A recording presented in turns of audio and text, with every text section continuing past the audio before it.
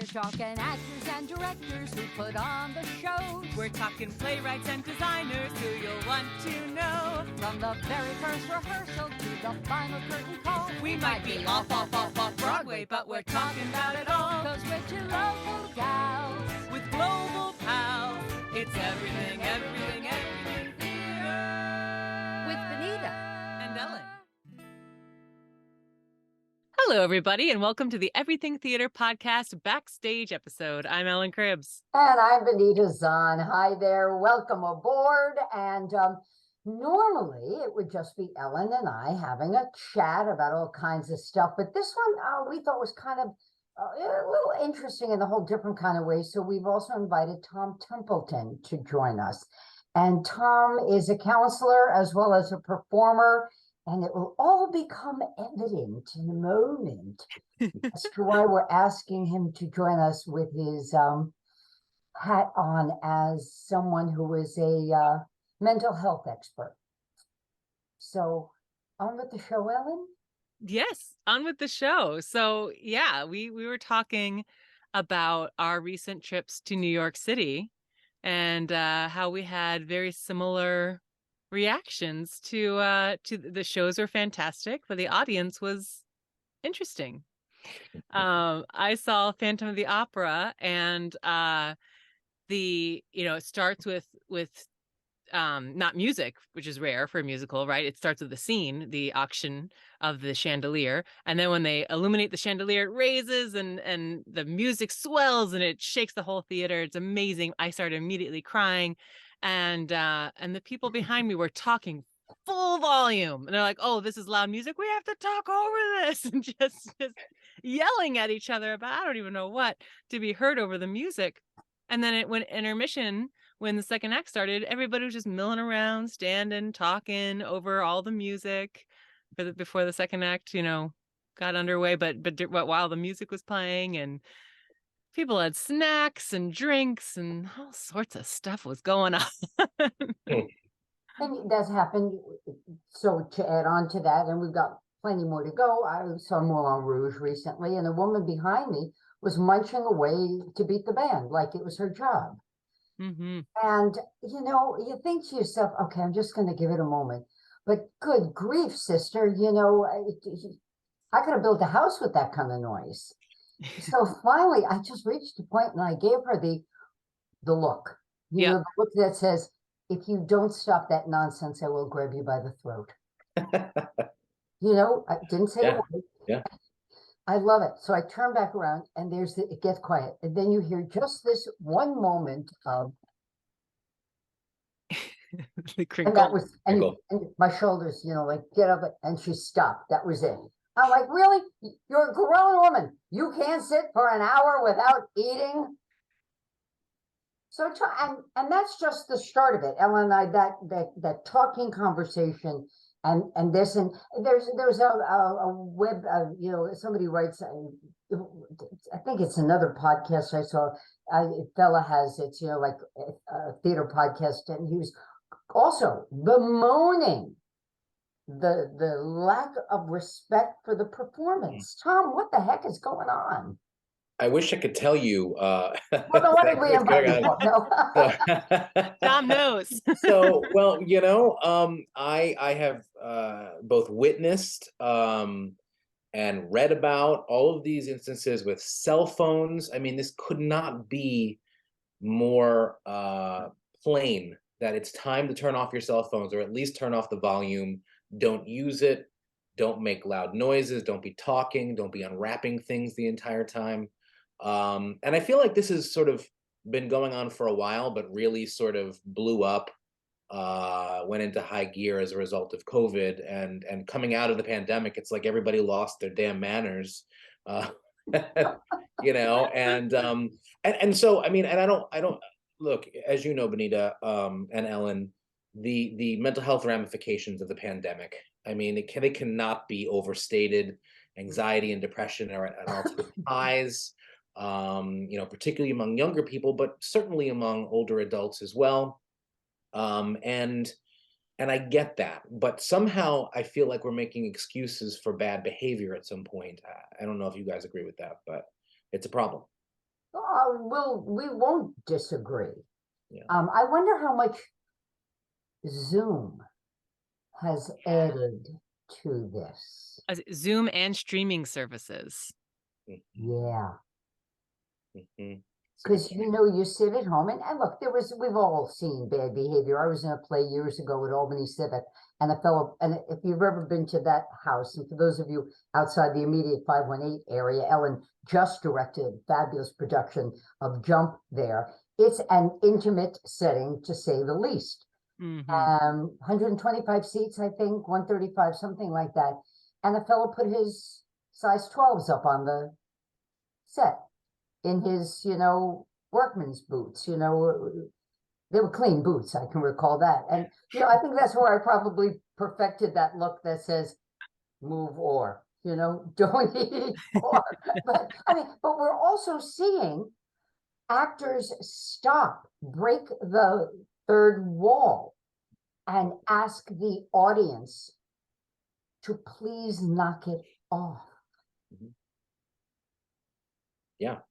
Yeah. I mean, it happens on Broadway. It happens in community theater and regional theater. It happens far too much. And I think you hit the nail on the head that things have become, and I think this is sort of the, I don't know what the right way to put it. It's become so casual. And this goes for I feel like everything. It's people going to work in sweatpants or getting on a plane in, yoga gear and, going out to dinner in whatever, it's, and again, I don't mean to sound stuffy or ancient, but at the same time, I do think that we are witnessing this sort of degenerative moment in our history as it relates to how we comport ourselves. And I'd like to say that, again, I think some of this is COVID, some of this is, being out and after being cooped up. I get that. I think some of this is musicals that have really, that have encouraged engagement and, almost concert-like performances like Hamilton, which I dance in my seat. I'm not going to pretend. I love that show. But I do think that there's a line, and I think it's being crossed. And I think as performers, as audience members, it can be really frustrating. We have talked many times on this podcast, just the two of us and with producers and directors and performers about how do you engage the next generation to be theater goers. And maybe we are getting there, but we are not ready for how they engage with theater, one, or two, they have not been, I'll say, instructed on how to engage with theater from our perspective. And that doesn't make it the right perspective. And that maybe it's all of everything you said, Tom, and this shift in how this younger theater audience sees the world and engages with the world. And we just we all have to get used to it. I packed a lot in there, but because Ellen said that you did too. I just saw a show. We saw Funny Girl and we saw Some Like It Hot. And it was like being at a concert. The hooting and the hollering and the cheering going on. And I'm like, you feel like, what world am I in? Okay. It's kind of neat, but I kind of wonder too if that has something to say with the film industry being so accessible and theaters feeling like they need a recognizable star. So they're bringing in these film stars. And so an audience that's not really a theater audience is coming, and they're reacting in a way that makes sense to them, because they watch the movies and probably talk during the movies. And, you see Daniel Radcliffe come down and how to succeed in business without really trying, which I did. And it stopped the show for 3 minutes from people hooping and hollering and going crazy because Daniel Radcliffe was right there, in the same room as them. Yep. Which is interesting. Let me jump in because let's go back, about 8 years ago when he was in Equus. Yeah. There was, now, first of all, that's not necessarily a show you want to hoot and holler in, but there was none of that. Interesting. pre-pandemic. Well, How to Succeed was pre-pandemic too. Well, and But also not a musical. I tend to think, and this again could come off as snobby, but I believe probably straight play audiences are more familiar with how to behave than folks. I mean, musicals are widely and broadly loved, and I'm so grateful for that. I'm grateful that there are young people that are seeing shows, but I do think it can be a different audience for sure. Mm.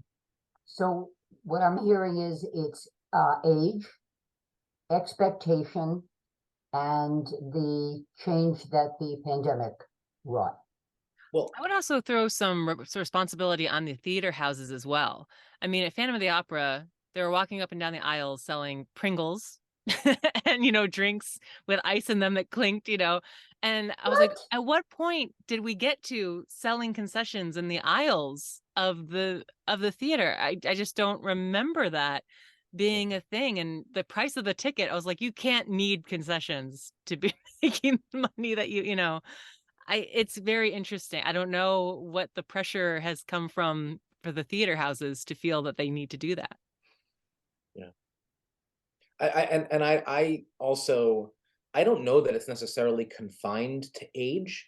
Again, I do think that there are people that went to see Hugh Jackman on Broadway, who just are Hugh Jackman fans, and they could be, anywhere from 30 to 70. I mean, they just wanted to go see him, and I'm not convinced, but I like I think it's true that when you have a star who is not necessarily known for their Broadway work, that you'll get an audience that isn't necessarily used to seeing theater. Likewise, and again, I realize this is a podcast and that I'm allowed to editorialize a little and make my feelings known about this, but the reality is too, I think that politics has made its way in, and there is an incivility going on. I will say that it happens on both sides, although I think a relatively recent president exacerbated that. And I think that is showing up everywhere. I mean, you guys probably saw that recently with the previews for Parade, which I'm very excited to see. There were anti-Semitic protests, so this is. And we should point out that for those who may not know, that Parade is a true story, based on a true story. Businessman in the South was charged with, and he didn't. He was exonerated from raping and killing. I think he charged with raping and killing a young girl. Yes, definitely pedophilia. Right? Yeah, yep. And yes, pedophilia. She was 13, and he was exonerated, and then he was lynched and murdered. Because he was a Jew. And then to have an anti-Semitic demonstration outside of the theater, the star Ben Platt was, and Actors Equity has also come out very strongly against that. So yeah, the incivility, Tom, spilled over. What do we do?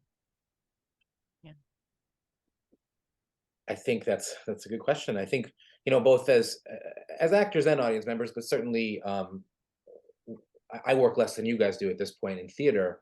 But I think setting an example in every role, right? Again, as audience, as an actor, expecting more, and I think not being afraid to sort of turn around if somebody's acting up.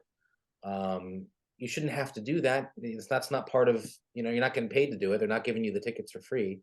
But at the same time, I think we have a responsibility to try to right the ship to a certain extent. I hope it doesn't come down to some kind of boycott, but it does seem to be picking up some steam, that this behavior is ubiquitous. It was also interesting in Some Like It Hot, and this is a show that Ellen and I had discussed because there was the concern, we've done a program on appropriating. And, it's two men who play women. And is that appropriate in this day and age? But the show has been very updated. And I don't want to give it away to those who haven't seen it yet, but there's a real social commentary woven into this show. And when that became apparent, the audience went wild in a supportive way, cheering this, which made me say to one of the folks I was seeing the show with, I can't imagine how this will ever play in Florida, given the homophobia that has become, part and parcel with the language coming out of the State House there. But so now the social commentary is also generating audience response in a way that I've never heard before. The volume of it. Has theater changed irrevocably? I don't know. What do you think, gang? I think liberalism has largely been part of theater from, essentially, at least American theater from the beginning, or certainly moved in that direction relatively quickly throughout the 20th century. And I think that now we're seeing folks who are attending who may not be of that same mindset. Certainly when I remember this was during Hamilton when former Vice President Pence went and got booed. And he didn't actually say anything during the performance. He just was attending. But that's the kind of stuff. I mean, it almost seems like there's a battle going on. And largely, I think that in the arts, there is a battle going on. And I think it's one where liberals feel like they really need to hold the line. And I get it. That's not ground we want to lose. But at the same time, it's not designed to be. It's designed to be entertaining and thoughtful and provoking. It's not meant to be like a farce, as in the audience. It's not meant to divide people. Right. Yeah. And Ellen, you've been directing more, and does this now come on your radar as a director, and how you, in essence, may have to at some point police the house? Yeah. And I mean, it has also impacted some of my selections of what shows I want to work on. Shows that, I like to do the odd show that is just fun for fun's sake and entertaining. But I find more and more in the times we live in that I want to work on shows that are meaningful, that people are going to really talk about after, and that maybe opens up a concept or a theme. Like I just did Jump, which is all about mental health and people feeling alone and not talking about it and the consequences of that. And that had such a huge impact. And it makes me want to focus on these shows. And then you got to get an audience in to see it, which is always tricky. But to, I think, communication, something I want to actually bring to Albany Civic is doing more talkbacks after shows. I think that kind of can help with this problem. Or not. The what, sorry? Or not. Or not. Once you open the line of communication, then we all have to be prepared for what individuals think of as communication. True. And venting their spleen. I see, Tom, that got you going. Yeah, I mean, there's part of me that I agree with what you're saying. I do think talkbacks can be helpful, but are they going to be helpful to the people that need the help and that need the guidance? There's a part of me that has become somewhat cynical about this whole business. And I wonder, I was thinking back to when I was a kid and we had field trips to the New York State Theater Institute and saw a bunch of plays over the years in elementary school. And I thought, maybe it's not our sort of adult generations that we're trying to change or that we're trying to teach. Maybe it's the younger generation who will be coming up, who we can educate to learn how to appreciate and, again, be a courteous and polite and engaged audience member. But maybe they think we've got it wrong. Maybe this generation, and we're of all different generations, but that we don't have it. We don't get it. It's got to be the world changed. Get on the bandwagon. I would say there is kind of a fine line between interacting with a show in a positive way and in a discourteous way. I think back to a student matinee of Macbeth that I directed, and it was from a, underserved school. They were thrilled. A lot of them was the first show they ever saw, and they were vocal, but they were vocal about the show. They were reacting, when Lady Macbeth said, "What, he's dead in our house?" Some kid yelled out, "You killed him." Like they were so just in the show, and it was wonderful to watch. And personally, I didn't have an issue with Nope. the kids shouting out stuff like that, because I was like, you are listening, you are learning, you are engaged, you're We've getting experienced that at Capital Rep, all of Yeah, us. yeah. Well, the three of us all Yeah. did Shakespeare in Love, and we had student matinees where the kids did talk. Mm-hmm. Mm-hmm. It didn't bother me one bit. I like that engagement. And in fact, Ellen, you probably know more about this than any of us, having studied theater more, in school more. There was a time when theater was a give and take. Very, going back even ancient times. I mean, there was a time when that was the whole point. And it sort of morphed into what it's become today. Again, I think engagement is good, and maybe, it doesn't need to be an opera audience. I don't think that's a good thing necessarily. Opera's great, but I don't think you need to sit there all prim and proper. But at the same time, I think there is a line, and trying to discern what that is, I think, challenging. So I'm going to go with, it's okay if you want to be cheering, but please don't be eating in my ear. Well, And I'm going to turn throw off your out, phone. Yes. yeah, I'm going to throw out the, I worked on the Wolves at UAlbany, and that was a full student audience. And I would say 60 to 70% of those kids just were on their phones the whole time, not watching the show, just scrolling through their feed, Right, but let me be clear. Being on the phone, the electronic devices changes your brain. I mean, there's Tom knows this. Ellen and I, we talked about it. God, I interviewed a woman at UAlbany. I'm going to say now it's got to be close to 10 years ago when phones really became ubiquitous, and does it change your brain? And the research then was showing that it does. And that need for the gratification, the instantaneous, and for others, and Tom, now you're working at Siena College, so you see it with young folks, that to see how many likes you got, how did people respond to what you posted, that acceptance. That's a lot to ask folks to do without for 90 minutes or more. I even noticed that for myself sometimes, and I'll be honest about that. I mean, I am on my phone quite a bit. Often it's for work or work-related things, but that definitely bleeds over, and it's probably too much.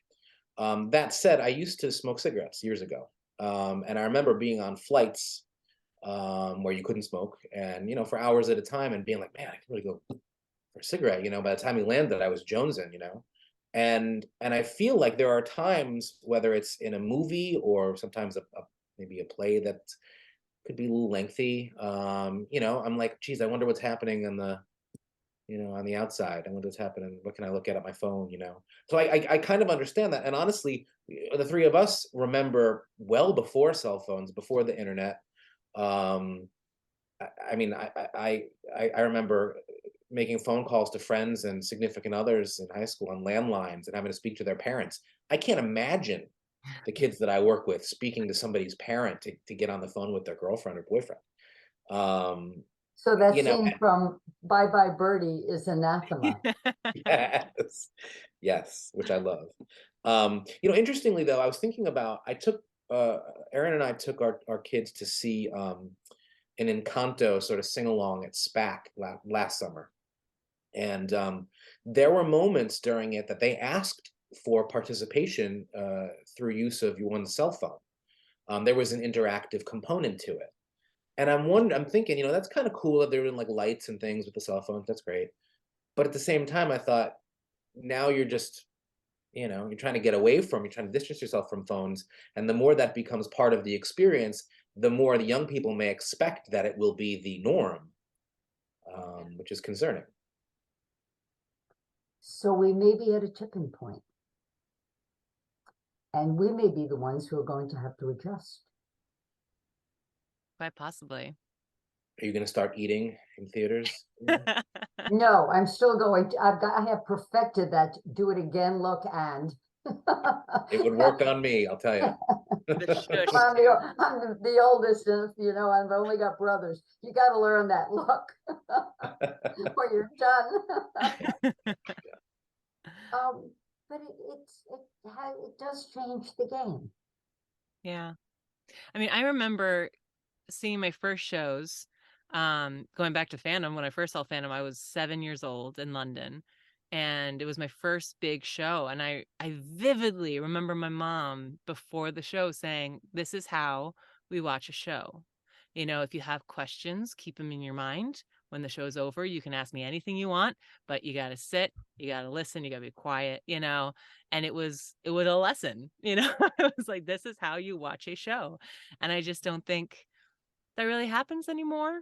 And maybe it's because the my generation that's having kids now, they grew up with theater getting more interactive as cell phones and things were introduced, and it's just not something that people think about anymore. And as Tom pointed out, there are so many things that have changed. Yeah. And you can't, I don't think you can ever put the genie back in the bottle. So the question becomes, how do we go forward so that the play is still the thing and is served, and the performers get to do their thing, and the audience at all gets to enjoy it? I don't know for sure, quite how prevalent it is, and where that might be. I mean, I've certainly been to a number of shows in Williamstown and Barrington and more locally. I haven't witnessed anything like that, which is great. I mean, sometimes there's a cell phone that goes off, and I'm just like, after all this time, can't we remember to do this? And how embarrassing it is for everyone, and how much of a distraction it is for the performers, frankly. But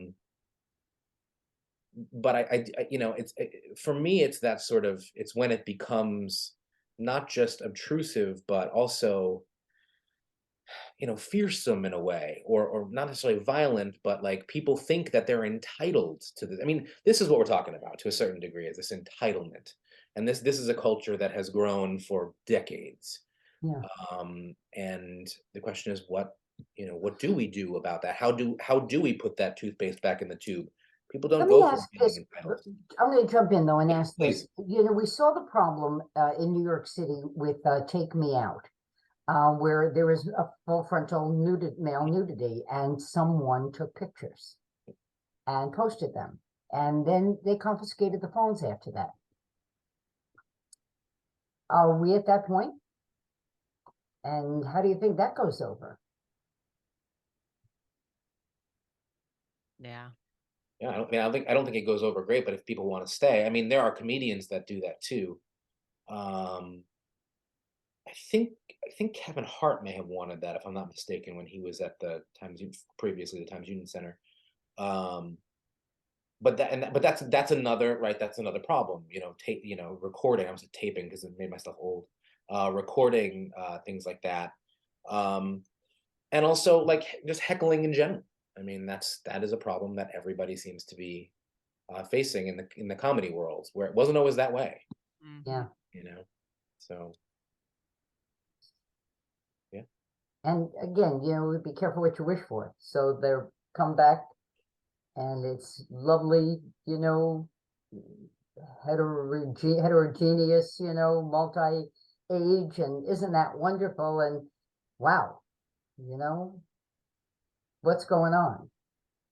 But it may just be, as I questioned before, if it's just a tipping point, and this is the new normal, and striking the right balance, right? I mean, going to Park Playhouse in the summer, and how excited, and the energy from the performance bleeds into the audience and back and forth. And I love that. And I think it's important, and I think it's fun, and it's meaningful, and it is growth. it's the line though, as Ellen said earlier, it's distinguishing. It's that sort of that line where it's, do you cross it? How close do you edge to it? Yeah. Yeah, I think it's engagement versus selfishness. Mm-hmm. I'm sure we'll hear from our listeners. Yeah. Drop us a note on our Facebook page. Let us know what you're seeing and what you think and how you feel about all this. And but I got to tell you, you haven't been down to the city in a while. And go catch a show. And there's a new show opening. I'm a big fan of Playwrights Horizon. Mm-hmm. And it's The Trees is opening now, and looking forward to getting down to see that. And so much theater in the 518. Oh yeah. Besides Patrick and Christopher, and if you listen to us regularly, you know who we're talking about. I don't know how anyone could get to see everything. Black Theater Troupe of Upstate New York has something, getting ready. Harbinger Theater has a full schedule. Schenectady, all the community theaters have been jammed. And I'm just going to give us another plug. March 17, 18, 19. We're doing a unique show. And you got to meet Michael Herman on our podcast. Gosh, Ellen, what was that about? Was that a year ago now? The Outer Loop Theater. They do theater in the winter, and in the summer they go to Tanzania and help support the arts, but they dig wells. It's a fascinating thing, and this is based on the true story of a young man, Patrick Duff, who was hit and killed on Route 9, and what happened with the court case, and it's his mom wrote after that, and it's her writing that has been adapted into a play. And there's I think 8 or 9 of us play the mother, and we all have a few of the monologues. It's searing, immersive theater. It'll be at Capitol Rep. One weekend, buy your tickets, they're going fast. And this is immersive theater because it's planned that way. But still don't bring your lunch. Well said. Yes. Tom, as always, it's great to talk with you. Thank you. Thank you so much for having me. It's nice to, I'm happy to be here as a mental health expert, but also as a fellow theater lover and performer. Thespian. Yes, thespian. This is a reunion for us, almost yes, it is. the same time of year that we all had that opportunity to work together at Capitol Rep. That was 4 years almost. Yeah, 4 years ago. Oh my gosh. Yeah, right before the world shut down, right? Yep. Goodness me, but we'll do it again. Yes. Well, thank you everybody so much for listening. We'll be back next week. I'm Ellen Cribbs. And I'm Benita Zahn. And yeah, you're really definitely, you want to come every time we got a new program. Next week, I'm going to give you a little hint. It's somebody from the 518 who has spent a lot of time on Broadway and has some great stories to tell. Till then, I'm Benita Zahn. Take care.